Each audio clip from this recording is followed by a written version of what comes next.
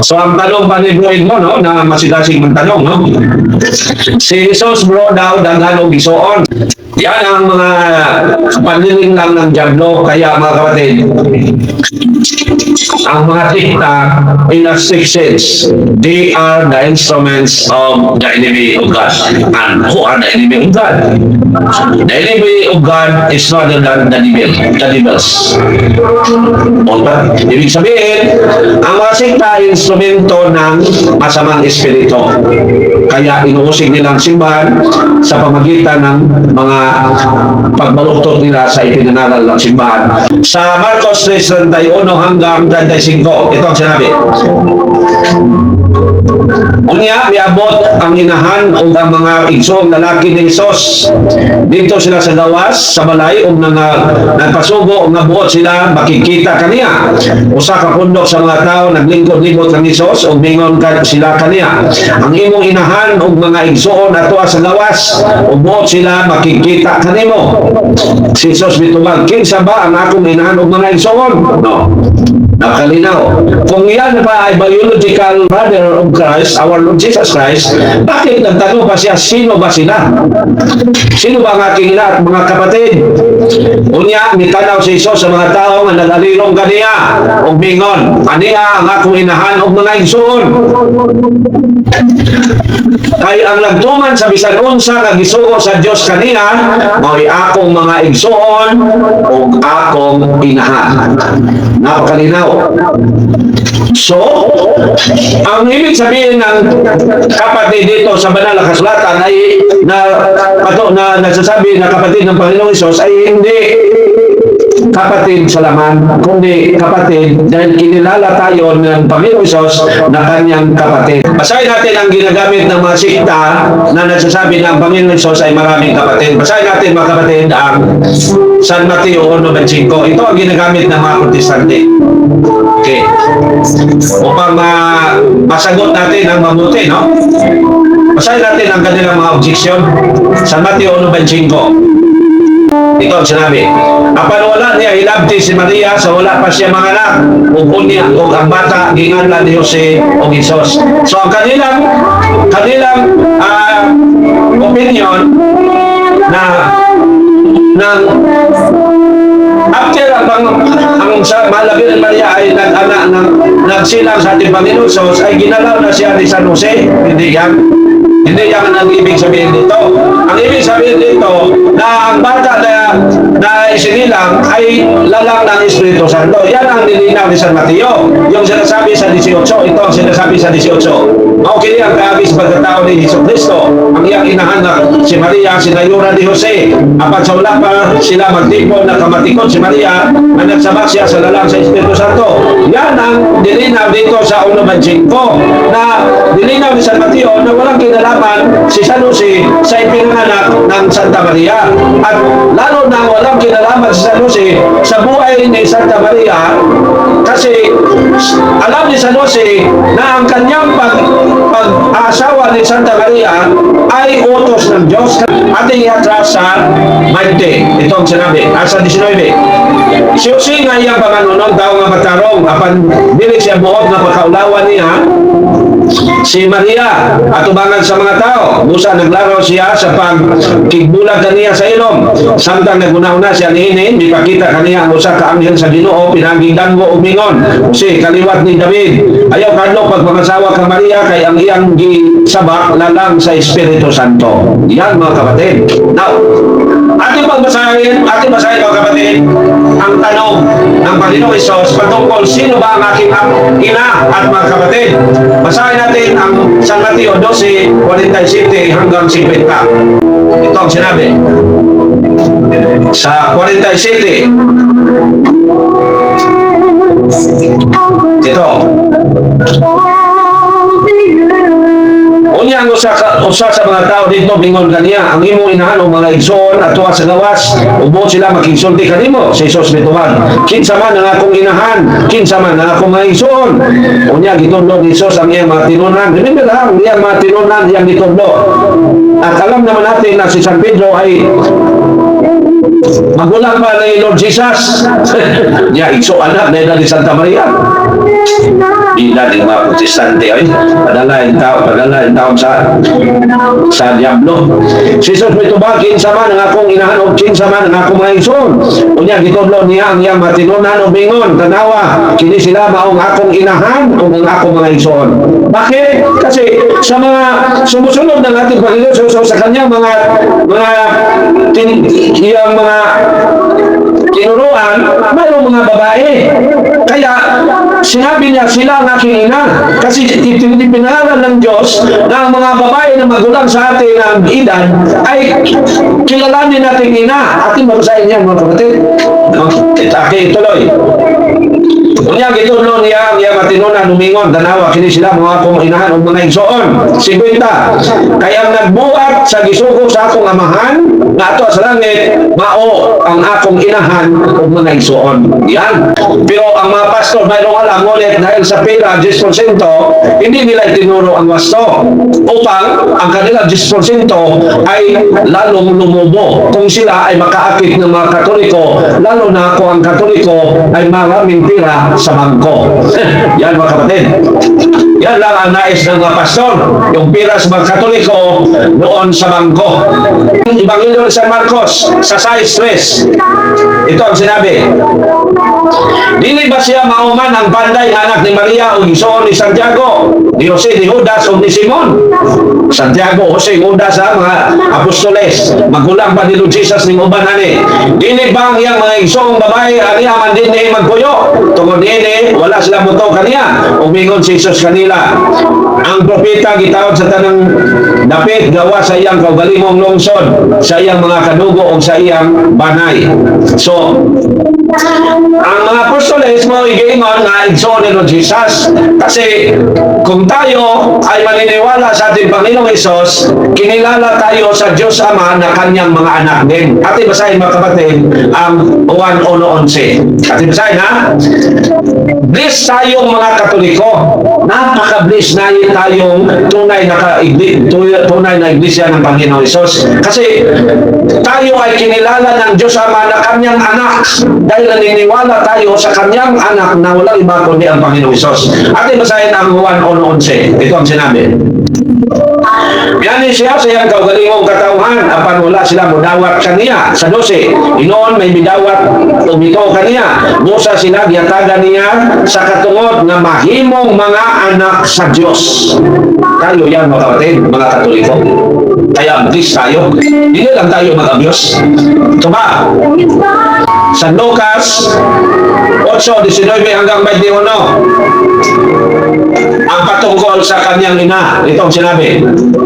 Dumating ang ina at mga kapatid ni Jesus, ngunit hindi sila nakalapit sa kanya dahil sa dami ng tao. Kaya't may nagsabi sa kanya, nasa labas ang iyong ina at mga kapatid. Nais nilang makipagkita sa inyo.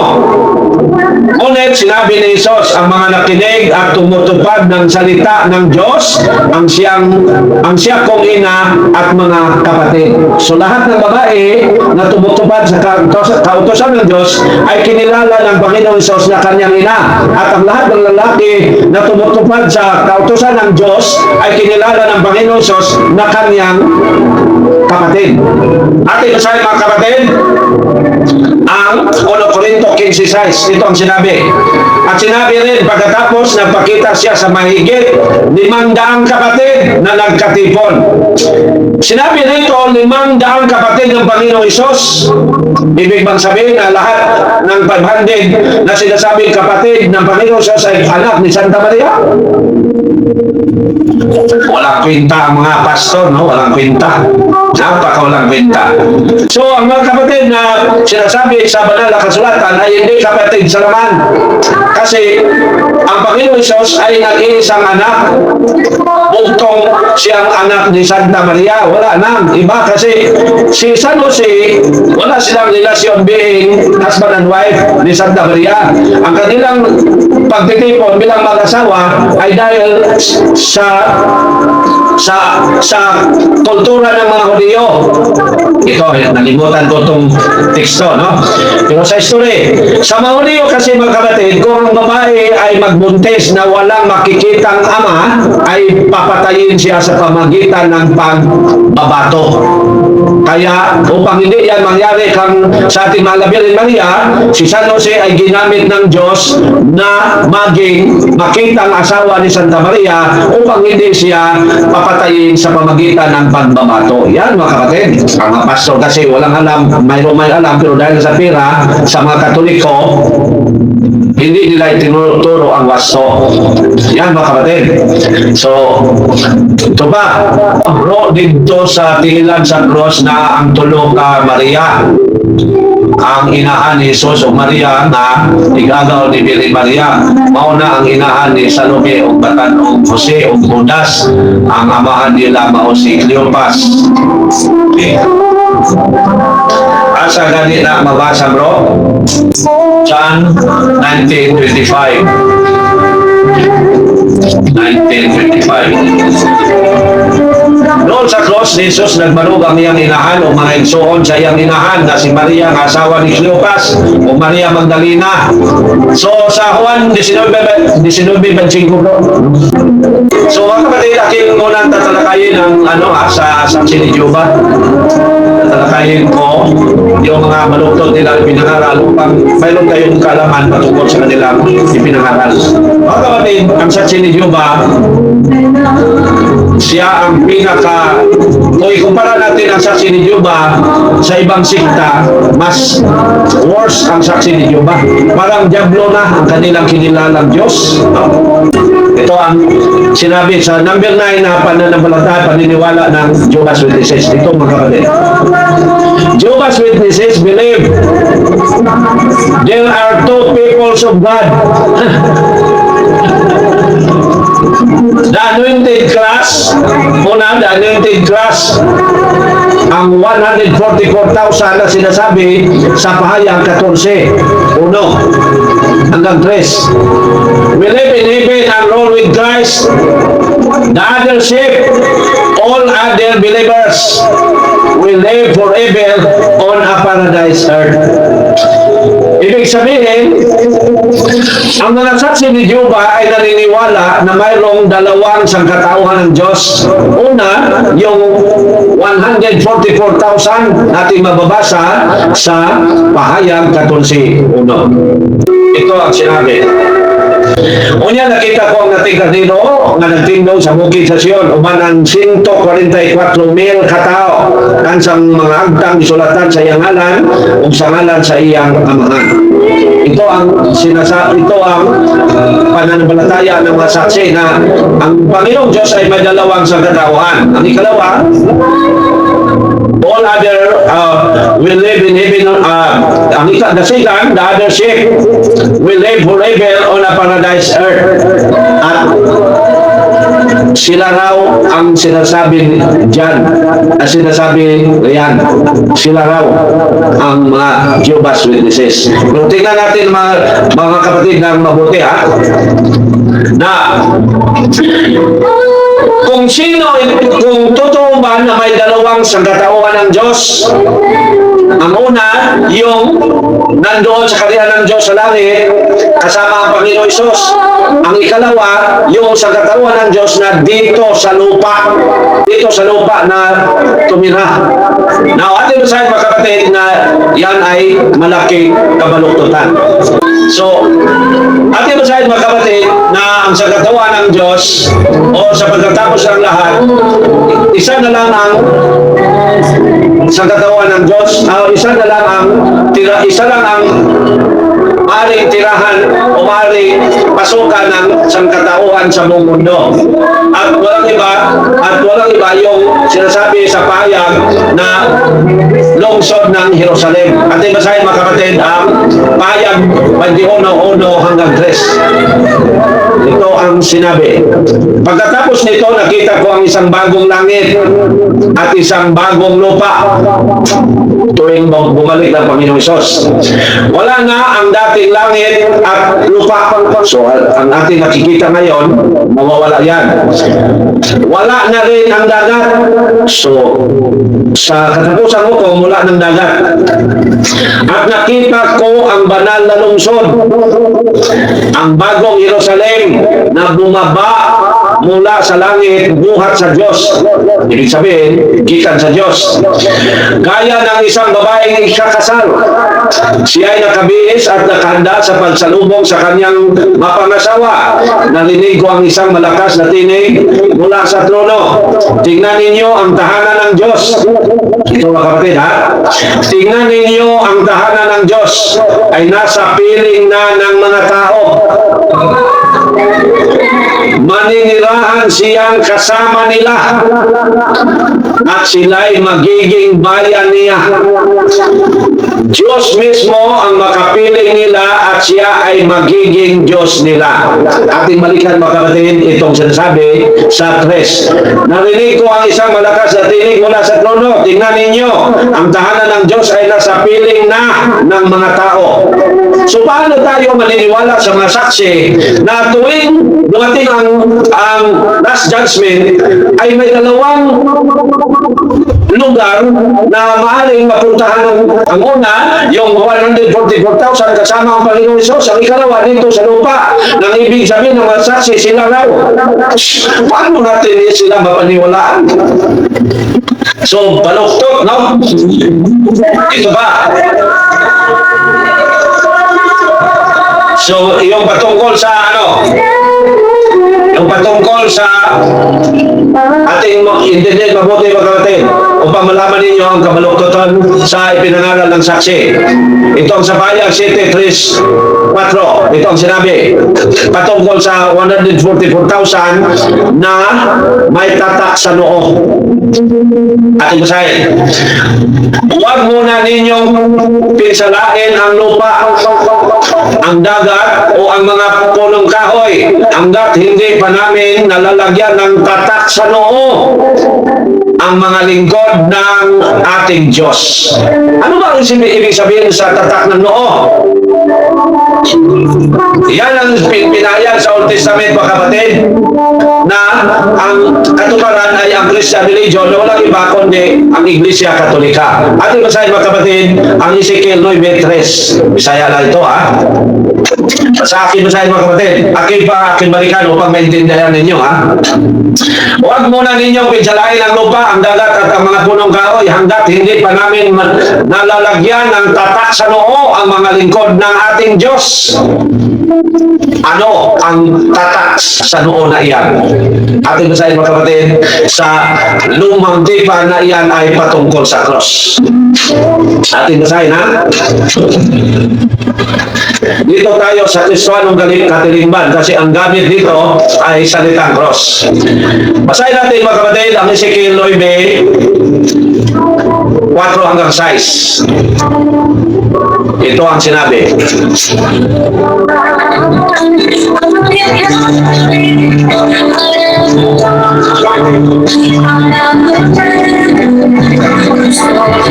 Ito.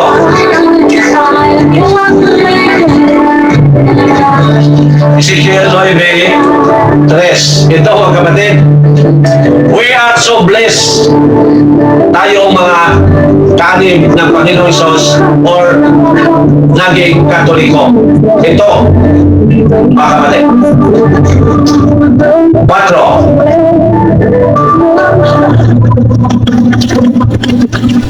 Mingon siya agi sa tunga sa siyudad, Jerusalem.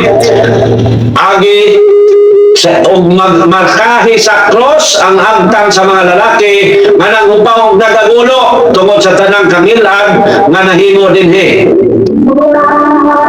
Nadungog ko siya nga mingon sa uwan, karon makagi ka sa syudad. Sunod niya o pamatya sila. Ayaw tanaw nila kaluoy. Ayaw pakita o kaanggop ining tanan. Sa mga tigulang nga lalaki, sa mga batanong lalaki, sa mga bilin, sa kabataran o kababainan, apan ayaw tanduga ang dunay timaan sa cross. Ito ang ibig sabihin sa pahayag 1 hanggang 3. Pahayag 7, 1 hanggang 3. Yan mga kapatid. So, paano maging saksi ni Juba yan? Na wala man silang tatak sa noo. At ang may tatak sa noo, at cross ang tatak, ay walang iba kundi ang kanyang sa iglesia na itinayo ng Panginoong Isus. Napakalinaw. So, maluktok ang ipinangalan ng saksi ni Juba. Ito ba? So, yung sinasabi nila na dalawa ay malinaw na ipinahayag dito sa pahayag 21 na isa na lang ang maging tirahan ng lahat ng sangkatauhan ng Diyos. Kasi ang kaharian ng Diyos ay bumaba dito sa lupa at yan ang lungsod ng Jerusalem. So, paano maging dalawa? Napakamaluktot ang mga sinasabi ng saksi ni Juba. Ito ba ang aking tatalakayin sa kanilang ipinangaral? Sinasabi nila sa kanilang number 10 na major beliefs. Ito ang sinasabi, no immaterial soul. Ibig sabihin, walang kaluluwa. Sa madaling salita, ito ang sinasabi, Jehovah's Witnesses do not believe that humans have an immaterial nature.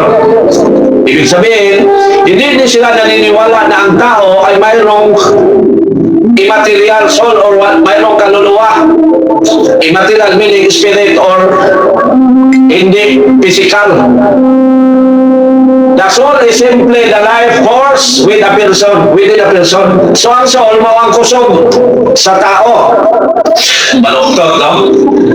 At the life force lives the body.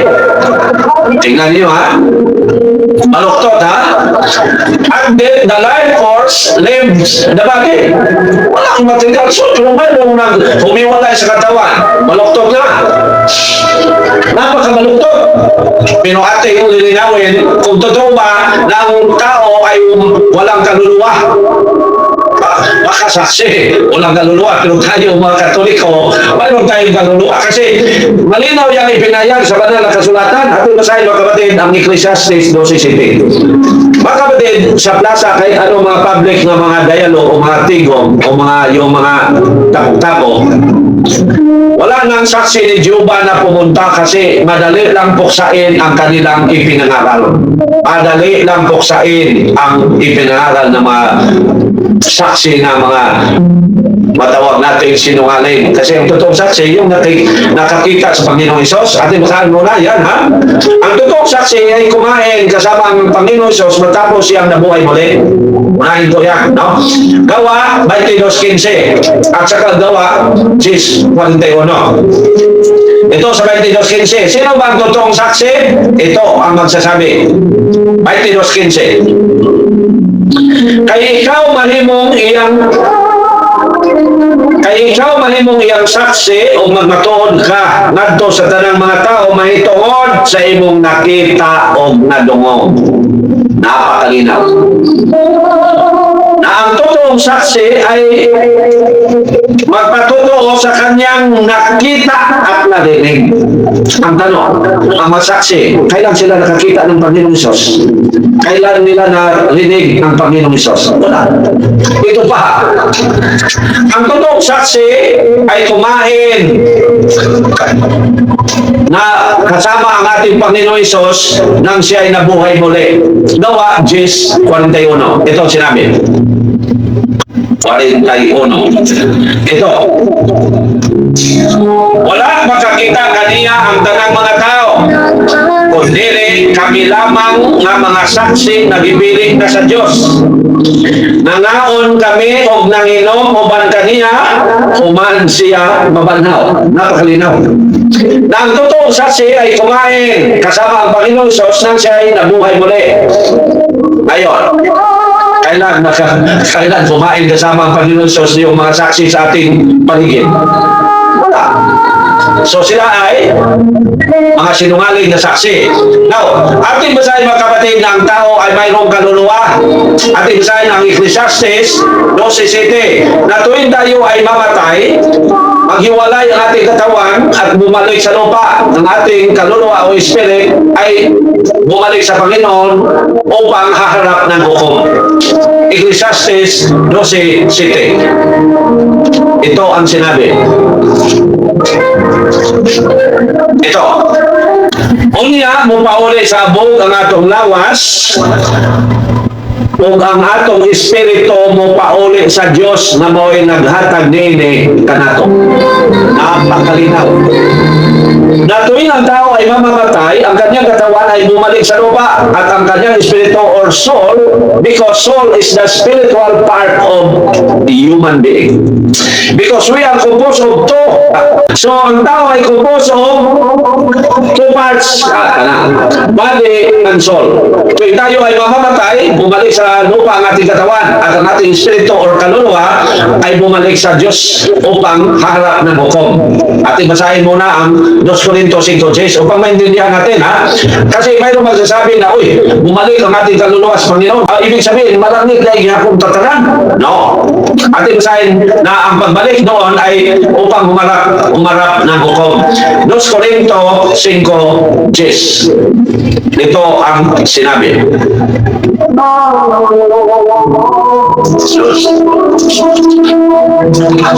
Okay. Kay kinahanglan mo tumbang kitang tanan kang Kristo aron iyang hukman, aron ang tagsa-tagsa makadawat sa angay kaniya, sumala sa iyang nabuhat maayo daotan dinhi sa kalibutan. So malinaw. Now, balikan natin ang Ecclesiastes 12:7. Kung totoo na walang kaluluwa o walang spirit, bakit sinasabi ng Diyos? At sino ba ang ating paniniwalaan? Yung mga sinungaling na saksi? O ang Panginoong Diyos na lumikha ng mga tao na mayroong nagiging sinungaling na walang iba kundi ang mga saksi ni Juba? Ating basahin mga kapatid ang Ecclesiastes 12:7. Balikan natin. Unya mo pauli sa abog ang atong lawas o ang atong espiritu mo pauli sa Diyos na mo'y naghatag nini kanato. Malinaw. Sa New Testament, ano ang sinasabi ng Panginoon Isus sa tao? Mayroon bang kaluluwa? Ating basahin mga kapatid ang San Mateo 10:28. Ito ang sinabi. Ayaw ka mo kahadlok na mo patay sa lawas, apan dili makapatay sa kalang. Inuno akadlokin ninyo ang Diyos na makalaglag sa lawas o sa kalang dito sa impyerno. Malinaw. So napakabaluktot ang ipinangaral ng mga saksi na matatawag natin sinungaling. Kasi hindi sila nakakita ng ating Panginoon, hindi sila kumain kasama ng ating Panginoon. Panginoon sa suling siya ay nabuhay muli. Kaya malinaw na sila ay sinungaling na saksi.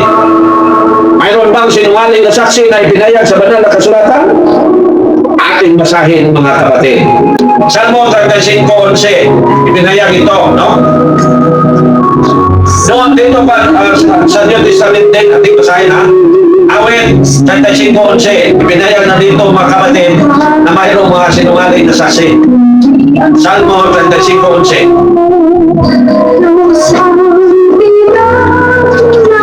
Okay, ito ang sinabi.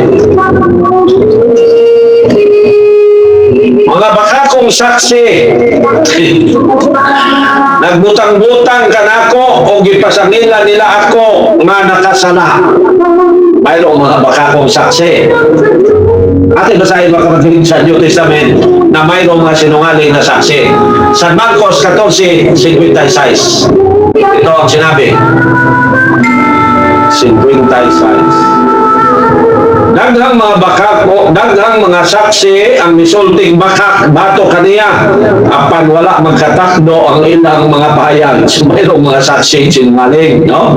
Yan ang mga Jehovah's Witnesses. Pero ang mga membro nila, biktima man lang yan sa kanilang sa may-ari sa kanilang grupo na walang iba kundi si Charles T. Russell, kaya hindi natin sila paghusgahan, no? So malinaw na mayroong may ang tao ay mayroong kaluluwa. Kaya malinaw na baluktot ang ipinangaral ng mga Jehovah's Witnesses. Kasi malinaw, no? Na ipinayag ng Panginoon sa San Mateo 10:28 na ang tao ay mayroong kaluluwa. Na huwag kayong matakot sa maaaring makapatay sa katawan, ngunit hindi makapatay sa kaluluwa. Ang inyong katatakutan ang Diyos na maaaring makalaglag sa inyo sa impyerno, katawan at kaluluwa. So malinaw, napakalinaw. Kaya malinaw din na baluktot ang ipinangaral ng mga saksi ni Jehovah. So ating tingnan ang ating mga kapatid, no? Dili ka pasar ang mga saksi, bro. Ay, bro, bagsak yun. Kaya sinungaling man. Putli man o wala makasulay o pakig. Ay, ang iyong mga 144,000, wala, dili mo pasar ang mga saksi ito kasi sila ay mga pare na nagiging banal. Kasi mayroon ding mga pare na maaaring magkasala o magkasala.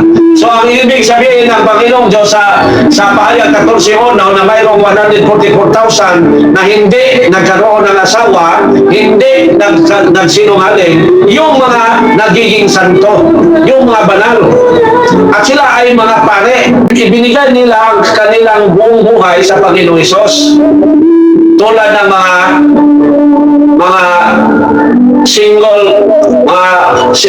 single na mga lalaki na nag-alay sa kanilang buhay para sa pagpangaral sa Christian religion, yung tinanggap nila ang vow of celibacy. So, ibig sabihin, yung 144,000 na malinaw na ipinayag sa pahayag na galing sa Israel, ay sila ay mayroong pare at mayroong hindi pare na nagbigay ng kanilang buhay para sa kaharian ng Diyos. Kasi kung basahin natin doon sa pahayag 7:5, sinasabi noon, ito ang ginagamit din sa mga sikta, na ang sinasabi sa 5 ay hindi nagsinungaling, hindi nakagawa ng pagsinungaling. Yung mga pare ninyo, hindi ba yan magkasala? Sabi nila, yan ang sabi nila. Kaya ang sagot natin, mga pare sila, pero hindi lahat ng pare kasi mayroong pare na nagkasala. Yan ang sagot, no? Kung basahin natin ang buo kasi basahin sa huling bahagi ng Pahayag 7:14 hanggang sa 5. At basahin ang 5. Ito ang sinabi. Hindi sila nagsinungaling kailanman at wala silang anumang kapintasan. Kung tingnan natin kung ibalik natin sa 1, ito ang 144,000 nakibalikan.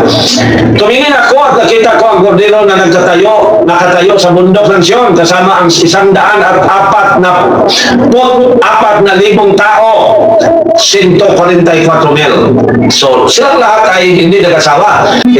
Ito na lang ang last nakita talaga yung patungkol sa kamalian o kabaluktutan ng mga Jehovah's Witnesses. Itong ika-number 10, ika-number 10, number 11 nila. Kasi mga maikli man, dali lang masagot ang kanilang mga Ito. Jehovah's Witnesses Jehovah's Witnesses believe hell is not a place of eternal suffering. So hindi sila naniniwala na ang impyerno ay isang lugar ng walang katapusang pagdurusa, but is rather the common grave of humankind. So ibig sabihin, para sa saksi ni Jehovah, ang impyerno ay ang simenteryo. Kaya mga kapatid, noong mga early of 2000, mayroong 2 debated sa saksi ni Jehovah na hindi na nagpakita. Pero sabi nila, namatay na.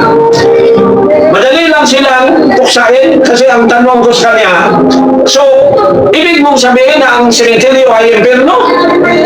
Sinasabi niya, yes, yan ang totoo. Ngayon, kung kayo mamamatay, saan kayo inilibing? So, bagay mga tao, impyerno, sa sementeryo. Ngayon, sa sementeryo kayo inilibing. O para sa inyo, ang sementeryo ay impyerno. Ibig sabihin, lahat ng saksi ay na impyerno. Hindi katawa sa mga tao. Kasi yan ang paniniwala nila. Kinasayin muli ha. Jehovah's Witnesses believe hell is not a place of eternal suffering, but is rather the common grave of humankind. So, ibig sabihin, ang lahat ng saksi ni Jehovah ay impyerno kasi para sa kanila ang sementeryo ay impyerno. Pero ang tanong, totoo ba na ang sementeryo ay impyerno? Hindi. Kasi ang impyerno, mga kapatid, ay apoy. Ating basahin ang San Marcos 9:43. Ating basahin, ang impyerno ay apoy. Kung ang sementeryo, impyerno, ano ka man na, magsiga lagi na. Gabi madali lang buksain ang mga Jehovah's Witnesses, kaya wala ng saksi ni Jehovah magpunta kahit sa ang dialog dito sa Pilipinas. Kasi madali lang silang buksain. Ang kanilang mga ipinangaral ay parang anti-Christ or anti-Christ. Atin basahin mga kapatid, ha? Marcos 9:43. Ang impyerno ba ay apoy? Atin basahin ang sagot. 43. Busa kung ang usamo kakamot makapahimulan kanimo gikan sa kanako, putla kini. Mas maayo pa kanimo nga mosulod ka sa kinabuhi nga usaray kamot kaysa sangkap kang kamot apan mahiadto ka sa impyerno, adto sa kalayo nga walay pagkakalo. Imagine. Ang impyerno ay apoy. Pero anong itinuturo ng mga saksi ni Jehovah? Ang sementeryo, ang impyerno. Ang impyerno ay ang sementeryo. Kaya sinungaling ang may-ari ng saksi ni Jehovah, sinungaling si Charles T. Russell. So malinaw na ang impyerno ay kalayo. Ano ba ang sinasabi nila dito? At bakit tayo maniniwala na ang sementeryo ay impyerno, na ang impyerno ay ikalawang kamatayon? Remember mga kapatid, naniniwala ang saksi ni Jehovah na ang impyerno ay sementeryo. Ngunit, kung tingnan natin sa banal na kasulatan, ang impyerno ay ikalawang kamatayan. Ating basahin ang Hayag 20:14.